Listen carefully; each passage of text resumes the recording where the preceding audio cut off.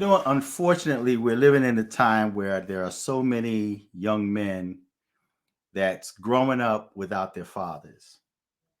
And because they're growing up without a man in their homes, a man to um, be an example for them, to teach them and coach them into manhood, we now have females that's dictating manhood to a lot of these young boys. Their understanding of manhood is completely wrong. Fellas, you ever hear a female say to you, you supposed to be a man. You supposed to take care of me. Everything is about her. She don't feel she have to contribute nothing to the relationship or to the marriage. And unfortunately, there are so many young men, primarily so-called black males, that's being controlled and manipulated by females. And she used manhood to do it. You supposed to be a man. So this young boy that had never been taught or instructed on manhood now begins to start listening to this female and now feels that he have to serve her in order to be a man. And there are dudes out there that's actually taking care of another man's baby in the name of manhood. I see that all the time on paternity court, where the dude denies the child, he know the child is not his, and then it's proven in court that the child is not his. And then after he find out that that child is not his, after she drug him in the mud on national television, calling him a deadbeat, saying that he's no good, talking down on him, making him feel less than what God created him to be. And now because she cries in the end after she finds out that he is not the child, then he then says, I'm going to be a man and step up to the plate. Brothers, that is not what manhood is about. You are a man by default. No one has to give you permission to be a man. And no one could take that manhood away from you. The Bible says that God created man in his image and after his likeness. And then when he breathed into man, man became a living soul. After God breathed in man the breath of life, man became a living soul. And then later, he made the woman. He said it's not good for man to be alone. So he made the man a helper. When the Bible says he made the woman to be a help meet for him, that means that he made a woman to be compatible for him as a helper, not as somebody that's just going to sit back, sit home all day, and just spend your money and then tell you manhood is taking care of me. See, that's not what manhood is about. So, brothers, stop falling into that trap. You are a man by birthright. You just have to acknowledge the fact that you are a man. No one can tell you if you are a man or not. No one gives you permission to be a man, and you have to prove nothing to no one. A man stands up. He knows who he is. He's aware of his birthright, and he's a man regardless of who likes it or who don't like it, who approves of him or who does not approve of him. Because if you begin to start listening to people and allow outside people to dictate your manhood, then you become a slave. The roles will be reversed. And so now you will become her helper. She would begin to start taking authority. Because see, when God made man, he told man to have dominion over the earth, over the fish of the sea, the fowl of the air. the beast of the land. So you were born to be a conqueror, to conquer, to be responsible, to take care of your family. If you feel that you're man enough to lay down and make babies, be man enough to take care of those babies. Even when things don't go well between you and that woman, you still have a responsibility to take care of that child.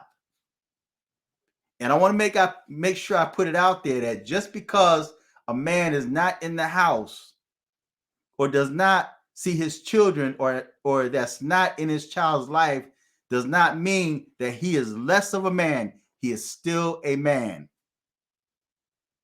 And responsibilities do not make a man. He's a man by birthright. That's who you are. And it's your responsibility to be responsible and take care of your family. This guy's that's not in the home or not in their kid's life because that female refused to allow him to be in his child's life. And then when that child grows up without the father, without the direction, the example of manhood, now she then begin to start posting on social media that she need a mentor. See, one of my Facebook friends had done that a couple of weeks ago, was asking about a mentor. Does anybody know of a mentor program? My question was, where's the father? The father should be a mentor. But I don't know what happened between her and the father and why he's not there. I can hear her reasoning, but that's only one side of the story. See, there's three sides to a story. There's her side, his side, and then there's the truth. So I can listen to her all day about how he's not there and he's no good. But then I can hear his side and it's completely opposite. Unless, of course, he's man enough to say, I was wrong. It's my fault. I was the one that wanted to hang in the street. That's me. But many of these young kids are growing up without their dad because the dad refused to take care of her, because the dad refused to support her expensive habits, especially when a female tell you that she's expensive. There was a woman one time, and I told this story in the past.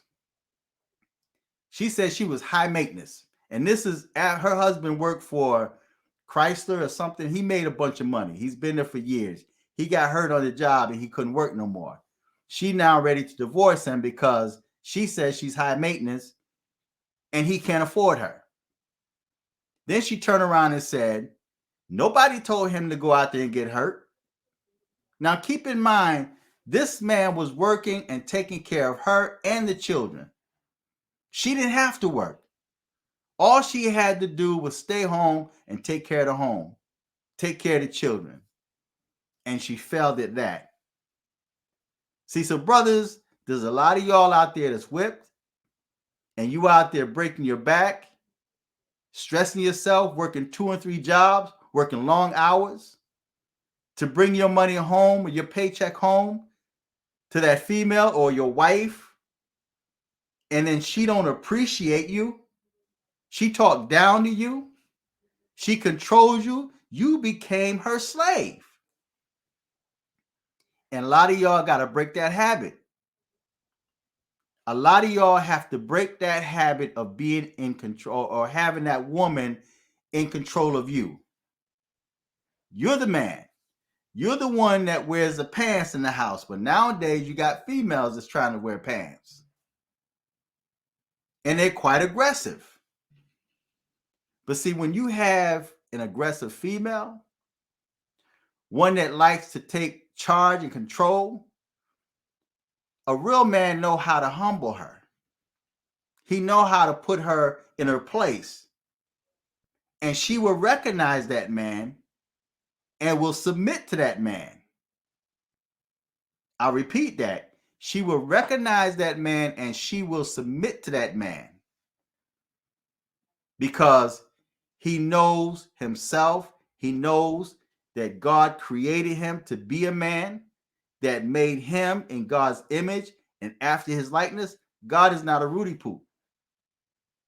I repeat that God is not a Rudy Poo.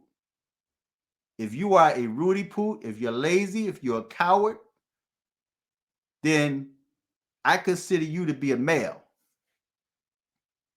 But you have to know that you're a man.